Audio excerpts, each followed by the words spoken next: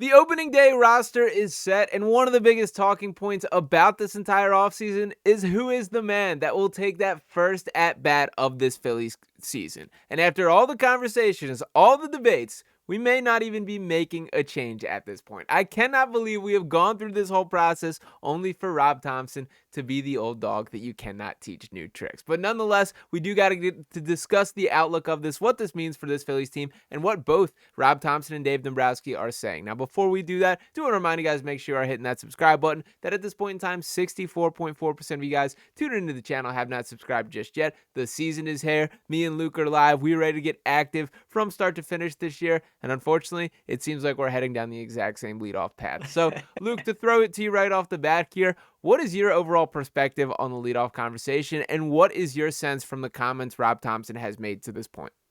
Yeah, it's really funny because it's really funny that, you sit here all off season and you get people, well, this guy needs to hit leadoff. Well, this guy needs to hit leadoff. And it ends up being, well, maybe both of them will hit leadoff.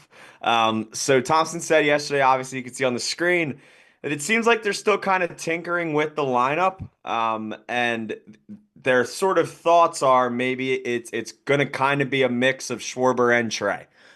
So maybe Trea leads off against a lefty, Schwarber leads off against a righty kind of thing. But listen, I don't hate it. I don't hate it at all because I think a lot of people are so focused on, well, because it didn't work, Sure. you have to change something. And I get that to a point.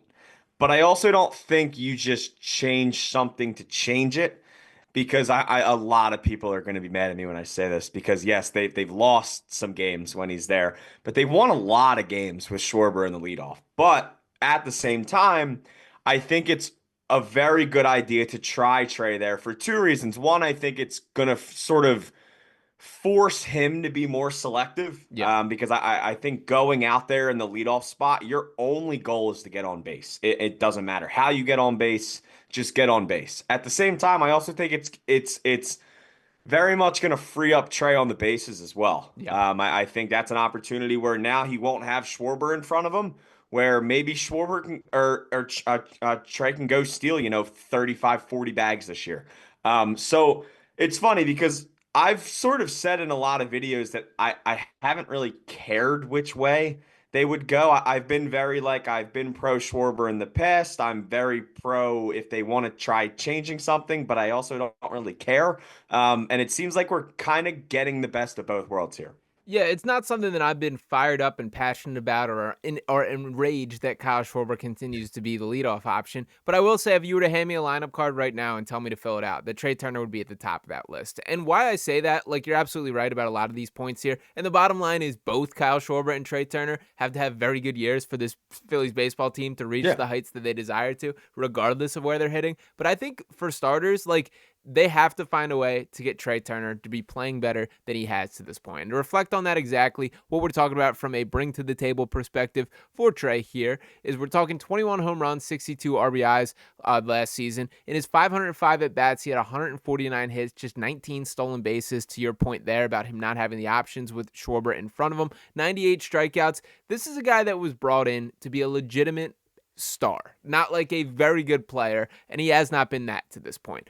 I do wonder if psychologically this could kind of help him, get it's something different. I think changing things up isn't the worst idea. Now, you're right, they shouldn't be panicking or just making change just to make change. But to me, I get more of a sense that Kyle Schwarber is going to show up and play baseball regardless where he's at in the lineup, regardless where he's at in the field, and just do his thing. I wonder if Turner has a little bit more of that. And honestly, in the field, I think we kind of see this with how landlocked he seems to be desire to be to shortstop, when if we want to be honest with all of ourselves, he's not a good shortstop in the field here. So I wonder if there's something to that from the leadoff conversation from a mental standpoint or whatever the case there. Yeah, I think so. I also think another part of the reason of maybe getting him back there is to just sort of get him tapped back into his old self. Right. He did a lot of leadoff hitting early in his career. Obviously, he didn't do it a lot for the Dodgers, um, but he was a very heavy leadoff hitter for the Nationals when he was with them. I do want to say too, and listen, I don't think Trey had a great season last year. He did hit like 298 last year, and he hit 350 in the first half. It's Okay, listen, Mr. Batting it Average wasn't doesn't matter. it wasn't a $300 million season. I'll tell you that. But I think we get a little caught up in Trey, and I still think he had a pretty good year last year. But that's not the point. But yeah, no, I think just figuring out what works. Because if you try and go change something and you put Trey there for a month straight and it doesn't work, the same people that are going to be telling Rob Thomson to change something and it doesn't work are going to be the same people that are going to be asking for Rob Thomson to lose his job a month later after he tried something.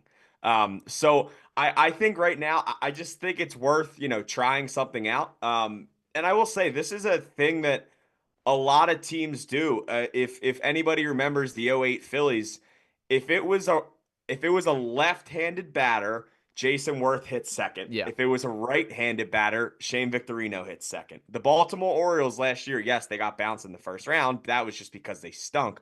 But they had a left-handed lineup and a right-handed lineup, and that's not necessarily about who's in the lineup. It's about who starts off the game and what side of the plate you're setting up for better versus that pitcher. right. So this isn't some like uncommon thing. A lot of teams do this, and I think the Phillies, while a lot of people like to still say this lineup isn't good enough, the Phillies have the options of what they want to do at the top. Like they have a guy in Trey who in a freed up year can absolutely steal 40 bases a year and hit like 310. And then you also have a guy in Schwarber who one of the Phillies' all-time winning percentages over 2 seasons was when Schwarber was in the leadoff spot. So they have multiple options here. I think you use this as best as you can. But I will say, if you were filling out the lineup card on Thursday, you said it would be Trey, and it probably will be Trey because they're facing a lefty on Thursday. Sure, and we do have that from Gelb as well here, kind of the predicted lineup. I can't believe your pushback on Trey Turner was throw batting average in my face. The amount of times you hit me with Do you batting want me to average use doesn't any other matter. stats? What No, else you I want me to get pull it. up? He Little wasn't 829 bad. OPS, 121 OPS plus Sure. last year. And to be clear, Can like use he those too. wasn't bad last year. He was his No, he first wasn't. year. He was his first year for Oh sure. yeah, oh big time, big Yeah. time, big time. Up until August. Up Yeah, until yeah, August. yeah. Yeah, There yeah. was shout out the standing ovation, man. But nonetheless, to keep it back on the tracks here, like Trey Turner is fine. He's not like the problem, but I certainly expected more than what we're getting from him, and I think this has to be the year that kicks into gear here. Now, Oh, absolutely. I mean, if you get a Trey Turner season in 2023, they probably beat the Diamondbacks. yeah, And if you get a good Trey season and you don't go dead silent in the back half of your lineup last year, they probably beat the Mets. mhm, So you need you can win regular season games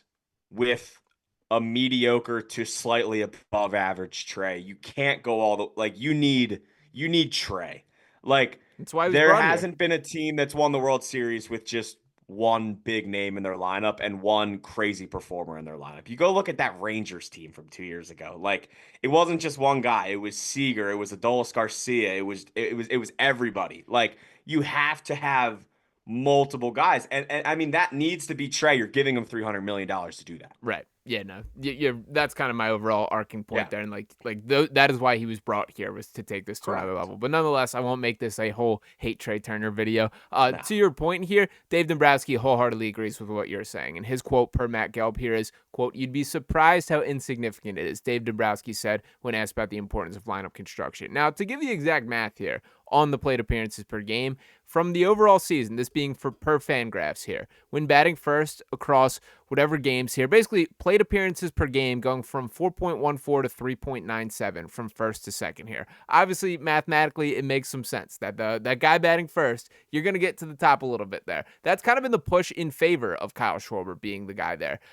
I mean, I think that point to a larger can be overblown there. That like to me, the selling point from the Schwarber perspective here is you're trying to rake up RBIs. You're trying to talk about that these Yeah. solo home runs are turning into 2-run and 3-run shots if you drop him back in the lineup a little bit. For Turner, it's to me fully kind of mental there, but I did want to throw that out there as well. So any other actually one more question for you too.